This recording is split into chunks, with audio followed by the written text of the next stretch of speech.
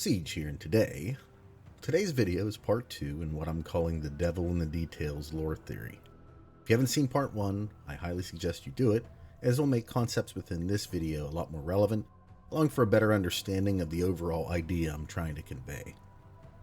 This part will delve into the nature of the Man in the Wall and how it appears he interacts with those he's interested in manipulating towards the goals he at least looks to have, or what I believe at least, the Man in the Wall to actually be. There's been a bit of a debate raging in my comment section as to if the Man in the Wall is real, or rather just a type of hallucination within the Tenno's head.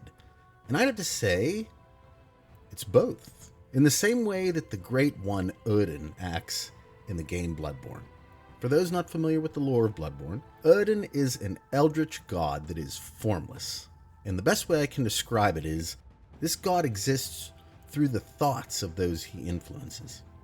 In that game, we never get to actually see this entity, but its impressions are vast in what are known as Carol runes, runes that transcribe the inhuman utterings of the Great Ones, as well as those that are just compelled towards its presence with a literal chapel named after this entity where they all seem to congregate. And if you can even believe this, it sires an inhuman baby with one of the women staying in the chapel. The most literal example of a mindfuck I think I've ever heard of. A compelling similarity to Warframe found in Bloodborne are bells that are used to pass from world to world or to summon entities from other worlds, akin to how Albrecht makes his maiden trip into the void using a Seriglass bell.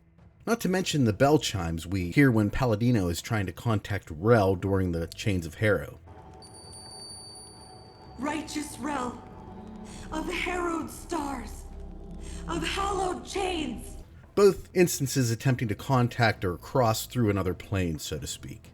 I don't think it'd even be a stretch to see the similarities between the aforementioned Carol runes and the Requiem words as well, ones that needed to be established after the man's first encounter with Albrecht and Trotty.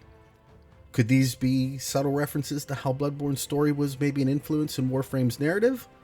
I mean, I hope so, as that story is fantastic, but even if it isn't, the point is, this god influences through those around it to do its bidding without many even knowing what's happening or that if it even exists at all, and I feel that's a really good way to describe what the Man in the Wall actually is. It's very possible, or even likely, that when we do see him, her, it, we're the only ones who can, but why should that mean it's not real? The fact that the finger in our railjack is alluded to being the doppelganger of Albrecht and Trotty's finger, somehow, as well as the Man in the Wall's voice at the Requiem drive being both male and female at times. Hey kiddo, what took you so long? Something's out there, kiddo, watching us. Suggests it's not just our Man on the Wall, but rather Albrecht and Trotty's. All the other Tenno, and even the Lotus as well, which I believe gives validation to this entity being a real thing experienced by multiple people intimate with the void, versus, say, a hallucination brought on by a type of void sickness. Consider too that Rel, Albrecht, Palladino, and the Lotus all confirm they know of the entity, not to mention he's directed us around numerous times to very specific places, so I think we can assume that it's not make-believe, and furthermore, this thing does have a plan. It validates the idea too that he's always there, just showing up when either he needs to show us something specific or just to keep us on our toes. Kind of like how many view God, right? I think this might be the reason why he's never hostile toward us. Were that to happen, we might lose our trust or faith, shall we say, as some of us do in fact believe him to even be an ally. Which leads me to the how of the Man on the Wall. I mentioned in part 1, there is a very distinct method by which he operates, and that, quite simply, is through memory. It's pretty obvious that the man loves to refer to us as kiddo, something it appears to know from what the Tenno's parents are assumed to refer to us as in the initial memories used to regain our abilities during the War Within, appearing to start with a familiar red light emanating from the top of our forehead, the voices all having that same doppelganger quality the Man on the Wall utilizes as it recalls the memories from the Zariman 10-0. Paranoia gripped your father's mind. What was it he said as he stared out into the starless black? Teshians and the Grineer Queens being the notable ones. He does the same thing with Albert Entrati, calling him Little Bengal, a pet name he used to have as a younger man, and within this memory he appears to be in, he is brought back to his home and is addressed by this old name of endearment in an attempt to make contact with even a sense of euphoria all the time, something that's specifically pointed out. It was only his rational side that understood something wasn't right, forcing him to attempt to flee. I think it's important to note the Tenno don't actually see this scene, rather it's explained through text, as it wasn't meant for them. However, we get to know Rel through the memory of a card game he used as a child, where we are shown his experiences in trying to deal with the man on the wall. During the final part, though, Palladino actually realizes Something's wrong. That's not Rel. That's... Let's have a little quiet. It's my turn to ask the questions. the entity we are engaging isn't Rel at all. My question is, when did that change occur? Or better yet, did it ever occur at all? See, Rel isn't actually a guaranteed quantity, with even the Lotus questioning who he was and if he even existed. Palladino attempts to explain this as a Tenno Margulis cast out, but it seems odd that Natah would have knowledge of every other Tenno and not this one, especially if her knowledge of the Tenno came from Margulis. And if it wasn't her, wouldn't the source she did get it from have information regarding a Tenno on the loose, essentially, especially considering these Tenno had the power to inflict massive amounts of damage to those they encounter, Margulis being blinded by them and Colleen having a portion of her face melted off just by being in their vicinity is fairly solid proof of this. That just doesn't seem very Orokin, considering how strict they are on everything else. Continuing on, though, remember the sacrifice quest is almost entirely about memory, as the Tenno are forced to experience what happened to Umbra, and in the end even believing themselves to have had something to do with the experience, to which the man on the wall makes sure to reinforce at the very end of the quest. Bear in mind, what we admit to doing is not true at all, as we weren't even there.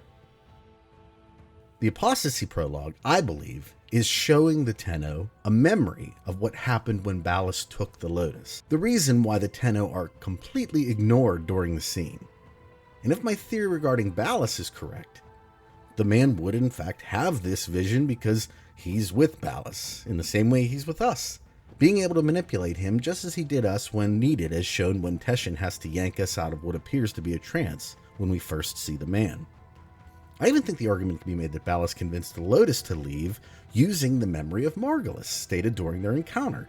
And consider, it's only after this point that the Lotus acknowledges the voice within the void existing and that she too has heard it, once the Ropalolis has been defeated. In the previous video, I mentioned that both the Era Quest and the Chimera Prologue have similar inconsistencies because I think it's entirely possible those quests, and at least Apostasy, occurred within the mind of the Tenno completely. How else would we teleport from the back of our room or the Lotus's helmet to some place on Lua or wherever the hell this thing is? And if that's true, then one has to ask who is making these trips possible and what power do they have to manipulate what's happening within them? I want to focus on the memory that Natah has to be at odds with when the Tenno are with the Lotus, something I think the Tenno and Natah might be seeing, as she doesn't remember it happening that way, and by the look of the Tenno's eyes and the aforementioned red hue under her helmet, something doesn't add up, and I believe this is a memory, either made up to push a narrative to both of us, or is altered just enough as subtle suggestion toward the same narrative, of which I think is a war with Natah. I think they are purposely trying to make her look like a villain to the Tenno. The only question now is the why. To which I would say, of an entity such as this, why not? But if that isn't good enough, we're going to get into the specifics of at least what I feel the why is in another video, as I've already thrown quite a lot your way today. Let me know in the comments, though, what you think the benefit of a war between the Tenno and the Lotus would be. I can think of quite a few things right off the bat, but we'll get to my very specific ideas in the next part. With that being said, I hope you enjoyed the video, and it got you thinking a little more about the scraps of info this potential eldritch being is putting, or at least trying to put, in our heads. Might not always be the whole truth. Might not be the truth at all. That's all I'm trying to say. At any rate, I hope you all have a wonderful day today, a wonderful rest of your week, I'll talk at you all in the next one. Take care, everybody. Bye.